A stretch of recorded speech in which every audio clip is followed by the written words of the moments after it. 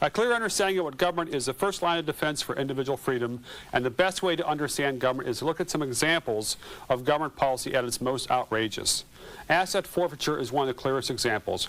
Private property marks the boundary between the citizen and the state. John Locke, a writer who had great influence on the Founding Fathers, wrote that if someone can come in and seize part of his property, then actually has no property at all. For if a property is not inviolable, then it's not property. One of the most radical changes in Americans' lives in recent decades has been the proliferation of asset forfeiture laws. Federal agents have confiscated over $4 billion in cash, cars, homes, boats, and other property from citizens in the last decade. And in most cases, there has been no proof of wrongdoing when seized the property. Hundreds of thousands of Americans have had their property confiscated thanks to these forfeiture laws.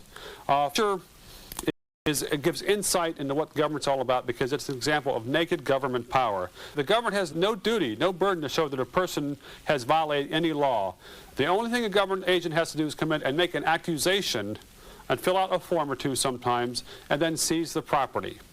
It's up to the citizen to sue the government and prove that he is innocent and that his property was never misused. However, government is able to use hearsay evidence, gossip or rumors, or some rumor they heard from a confidential informant, and that's all they have to seize your car or your boat or the cash in your wallet. Lots of people think about this as federal agents can now seize people's property over 100 different statutes. It used to be asset forfeiture was concentrated under the drug policy. Now it's across the board. In Georgia, the FBI seized 3 Mercedes-Benzes from a businesswoman, and the reason was the FBI claimed her husband had used the car phone on the Mercedes-Benz to place a couple of gambling bets, thereby violating federal gambling laws. In a case in Miami, federal attorneys confiscated the $150,000 home of an elderly Cuban-American couple, and the reason was the couple was convicted of holding weekly poker in their home for friends and relatives. There was wagering going on at the poker games, again, a violation of federal gambling laws. That's all it took for the federal attorneys to come in and steal this old couple's house. Central Florida Police Department has launched a program to automatically seize the cash of anyone police consider suspicious who had more than $100 in his pocket. Now, it turns out that being young, black, or Hispanic makes you suspicious. Far more likely to go after them thanks to the courier profiles. Another example, Customs Service officials confiscated a $250,000 yacht of a man living in Washington State.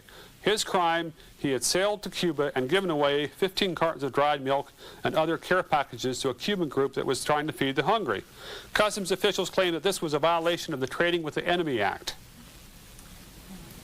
There's a lot of people that stress the caring side of government, things like that, but some of these cases, last year in Pittsburgh, federal prosecutors devastated Jane Ward after she had fully cooperated with them in testifying to help solve the murder of her husband, John Ward.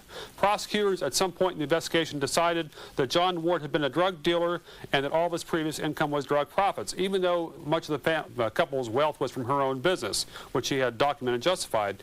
The federal prosecutors proceeded to confiscate almost all the widow's assets. Federal officials arrived with a truck at the Ward's home and even carted off the family's furniture. It turned out that the Jane Ward and her 3 children were forced to go on welfare, and the family, after having the father murdered, was then come in and stabbed in the back by the federal government. Law enforcement officials are coming in and seizing apartment buildings to punish landlords for not eradicating all drug dealing in the buildings. In July 1992, Cleveland landlords contacted the city police drug dealing in their buildings, the police to come in and stop the drug dealing. Instead, the city lawyers came in and seized the apartment buildings, simply because the landlords had not been able to get rid of the drug dealing since the police themselves have been so successful getting rid of it. It's interesting, if the same standard was used towards the government, private citizens could come in and seize almost all the public housing, since in most big cities, public housing is the center of the drug traffic. And it's interesting that the more sweeping asset forfeiture laws have become, the less effort police actually make to guarantee that the person is guilty. For instance, last year, a mayor of a Utah city announced that police officers would be permitted to personally keep up to 25% of all the property or cash they confiscate from suspected drug dealers.